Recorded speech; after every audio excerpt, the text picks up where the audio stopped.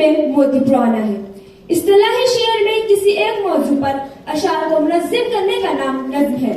نظم کے تمام اشعار ایک دوسرے سے دھاگے میں موتی کی طرح منظم و مربوط ہوتے ہیں، اس لیے اس کو نظم کہتے ہیں۔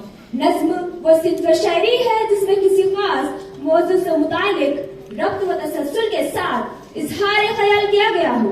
اس طرح نظم غزل کے برعکس بھی۔ غزل میں جہاں پر شعر ایک مکمل اکائی میں پیوست ہوتے ہیں، اس طرح غزل کو چھوڑ کر دیگر اصناف سخن سب نظم کے دائرے میں شامل ہے۔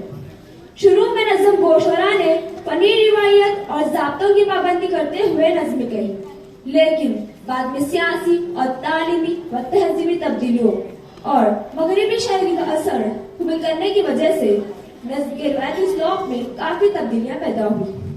19ویں صدی میں ایسے نظمیں لکھے گئے جو قافیہ و ردیف سے آزاد تھی اور اپنی موضوعات و خیالات کے اعتبار سے بھی قدیم شعراء کی نظموں سے یکسر جداگانہ اور مختلف تھی۔ اس قسم کی نظموں کو آزاد نظم کہا جاتا ہے۔ اردو نظم نگاری کی تاریخ وہی ہے جو اردو شاعری کی ہے۔ دکنی شاعری میں بہترین اخلاقی اور صوفیانہ نظمیں لکھی گئی۔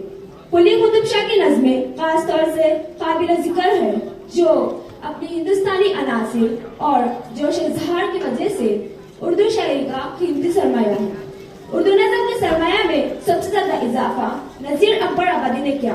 نذیر نے ہر طبقے کے انسان اور اس کی زندگی